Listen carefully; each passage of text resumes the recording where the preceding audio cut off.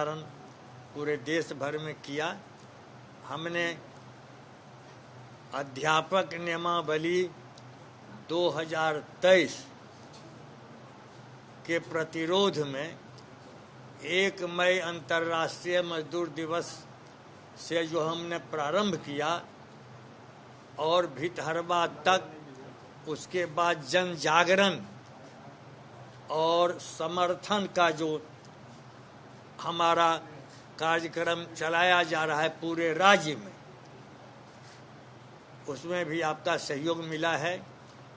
हम लोगों ने लगातार सरकार से प्रयास किया कि सकारात्मक वार्ता हो जाए, लिखित बार बार निवेदन किया, लेकिन अभी तक सरकार ने कोई ठोस पहल, सकारात्मक पहल वार्ता के द्वारा इस समस्या के सुलझाने का कोई सकारात्मक प्रयास सरकार की ओर से नहीं हो रहा है। इसीलिए सरकार ने ही हम लोगों को, बिहार के तमाम शिक्षकों को, प्राथमिक से लेकर उच्च माध्यमिक तक के जितने भी शिक्षक हैं और जितने शिक्षक संगठन हैं, खास करके बिहार माध्यमिक शिक्षक संघ और जो हमारे साथ आनंद कौशल जी का संगठन है, बिहार नगर पंचायत प्रारंभिक शिक्षक संघ, और बंशीधर ब्रजवासी का संगठन जो है परिवर्तनकारी शिक्षक संघ, अन्य शिक्षक संगठनों ने भी एक साथ संकल्प लिया है कि विधानमंडल का प्रारंभ है, ठीक दूसरे दिन 11 जुलाई को 11 बजे इस राज्य के हजारों हजार शिक्षक पहुंच रहे हैं सरकार को यह चेतावनी देने के लिए कि यदि राज्यकर्मी का दर्जा पूर्व से कार्यरत जो 4 लाख से भी अधिक शिक्षक हैं उनको नहीं दिया गया तो हम शिक्षक प्रदर्शन करेंगे और लगातार जो 4 दिनों तक विधानमंडल की बैठकें चलेगी। जिन जिन क्षेत्र के शिक्षक आएंगे अपने क्षेत्रीय विधायकों और मंत्रियों के ही आवास पर डेरा डाल के रहेंगे।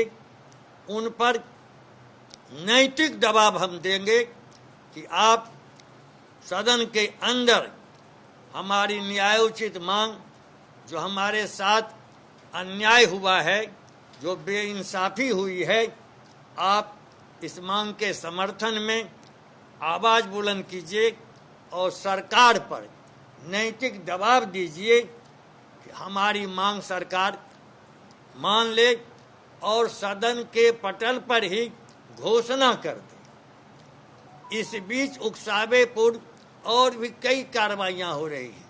यूँ हमने समर्थन के लिए अभी जो महागठबंधन का महाजुटान हुआ था, इसमें भी तमाम दलों के नेताओं को, चाहे वो माननीय राजीव गांधी हों, माननीय मल्लिकार्जुन हों, जो भी हों, तमाम केजरीवाल हों, सबों के हाथ में हमने, चाहे लेफ्ट वाले हों या जो हों, अपना यह मांग पत्र उनको समर्पित किया और उनसे आग्रह किया कि बिहार सरकार के माननीय मुख्यमंत्री पर आप नैतिक दबाव डालें कि हमारी मांग माने, अन्यथा शिक्षकों का यह सैलाब रुकने वाला नहीं है। और इस बीच कई ऐसे उपद्रव शुरू हो गए हैं कि अब हमारे जो इंटर स्तरीय विद्यालय है, प्राथमिक से लेके +2 तक के विद्यालय का निरीक्षण हर विभाग का कर्मचारी करेगा, चाहे वो लिपिक हो या मनरेगा का कर्मचारी हो। एक ऐसा आदेश फतवा जारी कर दिया गया है, यह शिक्षकों का अपमान है। हम अपने विद्यालय महाविद्यालय के निरीक्षण का कोई विरोध करने वाले नहीं हैं। हम क्या पढ़ाते हैं आप आइए, लेकिन उसके लिए आप उस विषय के विशेषज्ञ हों। हम क्या बेहतर पढ़ाते हैं, क्या हम ठीक नहीं पढ़ाते हैं, यह सुधारात्मक निरीक्षण होना चाहिए। यह पर्यवेक्षण वाला निरीक्षण होना चाहिए, जो सुपरविजन होना चाहिए और इसका मूल्यांकन होना चाहिए। दंडात्मक कार्रवाई का यह यदि मंशा है सरकार को, तो हम इसका विरोध करते हैं। लेकिन हम इसको इस समय, जब वस्तु स्थिति यह है कि राज्य में जितने उत्क्रमित विद्यालय हुए हैं, मध्य से माध्यमिक, माध्यमिक से +2, 90%, कहीं कहीं के 100% विद्यालयों में न छात्र हैं और न शिक्षक हैं। इसलिए शिक्षा विभाग के उन अधिकारियों से हमारी मांग है, शिक्षा मंत्री से मांग है कि पहले जितने भी विषय की रिक्तियां हैं उनको तो आप भरिए, तब न निरीक्षण आप करने के नैतिक रूप से अधिकारी हैं। अभी तो शिक्षक विहीन विद्यालय हैं, भवन विहीन विद्यालय हैं, छात्र विहीन विद्यालय हैं। इसकी सूचना आपको यही छात्र विहीन, शिक्षक विहीन विद्यालय के लिए जवाबदेह बिहार सरकार है, शिक्षक जवाबदेह नहीं है। इसलिए मेरा आरोप है, इस तरह से शिक्षा विभाग दहशत और आतंक का माहौल नहीं बनावे, ये उकसावे पूर्ण कार्रवाई है। हम निरीक्षण का तब स्वागत करेंगे जब आप रिक्तियां भर दीजिए, विषय विशेषज्ञ भर दीजिए और विषय विशेषज्ञों का एक पैनल बनाइए शिक्षक संगठन के साथ बैठ करके, यह होगा बेहतर निरीक्षण। अन्यथा हम इसका विरोध करते रहेंगे। और तीसरी बात और अंतिम बात जो कहना चाहता हूं कि यह जो नियमावली है, यह बेरोजगारी बढ़ाने वाली है।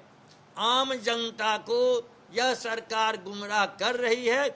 और मुझे आशंका है कि विधानमंडल के सत्र में जो माननीय मुख्यमंत्री का, माननीय शिक्षा मंत्री का जवाब होगा, वह यह कहेंगे कि हमने अब बिहार लोक सेवा आयोग से इम्तिहान के द्वारा बेहतर शिक्षक की बहाली की घोषणा की है, नियम बनाया है।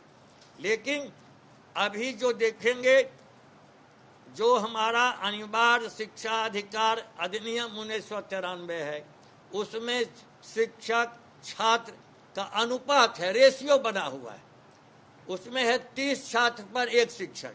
हिसाब लगा के देखिए तो इस राज्य में आज 5 लाख शिक्षकों के पद रिक्त हैं। आपने प्रशासनिक पद वर्ग से कितने पद स्वीकृत करवाए? 1,80,000। विज्ञापन कितने का दिया? 1,70,000। ये 10,000 पद कहाँ आपने छिपा लिया, कहाँ चुरा लिया? ये क्या मंशा है? कहीं कोई खुलासा आपने नहीं किया है। आपको क्या लगता है कि जो 10,000 पद आप कह रहे हैं कि 1,80,000 पद स्वीकृत किए गए हैं, विज्ञापन निकला है 1,70,000 का, तो ये जो 10,000 पद है, क्या ये चोरी छिपे इसमें बहाली हो जाएगी या पैसे लेकर बहाली होगी? आप साफ साफ बताइए। अभी पैसा का कोई इल्जाम नहीं है, चोरी छिपे का कोई इल्जाम नहीं है, लेकिन आपने ही स्वीकृत करवाया 1,80,000। 10,000 रिक्ति आपने क्यों नहीं विज्ञापित की? इसका कारण सरकार ने अभी तक स्पष्ट नहीं किया है। मेरा कहना है कि जितना पद आपने स्वीकृत किया उसको विज्ञापित कीजिए। उतने लोग बेरोजगार क्यों होते? इसीलिए हम कह रहे हैं। और आप कहते हैं कि पूर्व से कार्यरत, पूर्व से नियुक्त को भी इम्तिहान देना होगा, तभी राजकर्मी का दर्जा उसको हम देंगे। तो पूर्व से कार्यरत भी इम्तिहान में बैठ जाएंगे।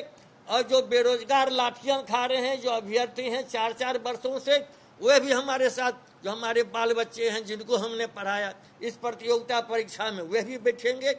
और हम ही जो पुराने शिक्षक हैं यही कम्पीट कर गए, तो बेचारे बेरोजगार के बेरोजगार रहेंगे, हम फिर फेल करेंगे।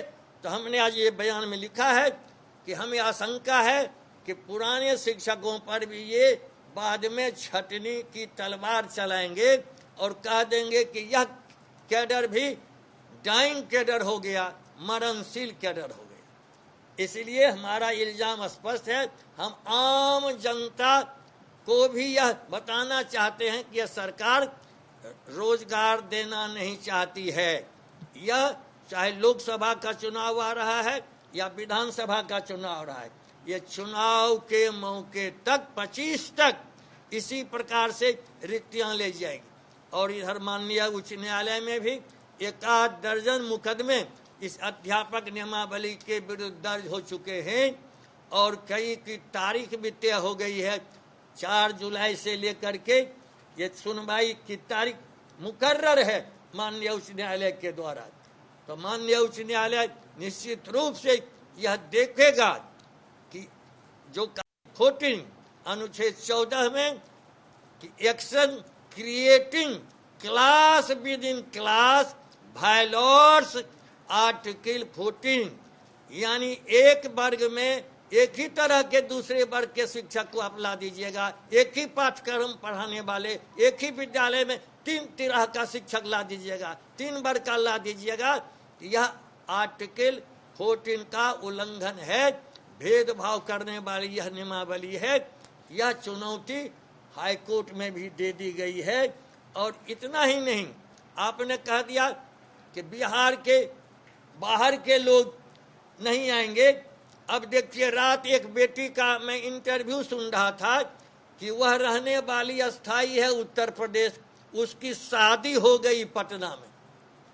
अब आप कहते हैं कि शादी हो गई लेकिन अस्थाई निवास का तुमको प्रमाण पत्र लाना होगा। अब जब वो बस गई ससुराल में तो वह तो बिहार लोक सेवा आयोग में कुपात्र हो गई, वह बेरोजगार हो जाएगी। यह बहुत सारी विसंगतियां हैं इस नियमावली में। इसलिए उस जो 5वां है खंडिका 5 जो है अध्यापक नियमावली 5, यह जो अनुच्छेद 15-16 है उसको भी वायलेट करने वाली यह नियमावली है, उसका भी उल्लंघन करने वाली है। और अंतिम बात कि हम लोग इसको छोड़ने बर्दाश्त करने वाले नहीं हैं।